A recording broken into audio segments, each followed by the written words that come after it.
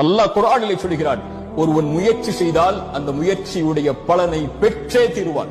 அது உலக காரியத்திலும் சரி, மறு உலக காரியத்திலும் சரி.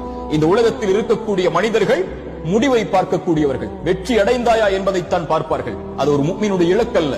ஒரு முஃமினுடைய இலக்கு எல்லா காரியத்திலும் முயற்சி மட்டும்தான். எல்லா காரியத்திலும் முழு மூச்சோடு உடலை தயார்படுத்துவதாக இருந்தாலும், உள்ளத்தை தயார்படுத்துவதாக இருந்தாலும், தன் குடும்பத்தை தயார்படுத்துவதாக இருந்தாலும், தன் செல்வத்தை தயார்படுத்துவதாக இருந்தாலும், தன்னுடைய சமூக அந்தஸ்தை உயர்த்துவதாக இருந்தாலும், ஈமானுடைய காரியங்களிலும் மறு உலக காரியங்களிலும் உலகத்தில் யார் அவர்களோடு வாழ்ந்தாலும் அதில் 10ல் 1 அவன் ஒருபோதும் வாழ்ந்து மடிய மாட்டான்.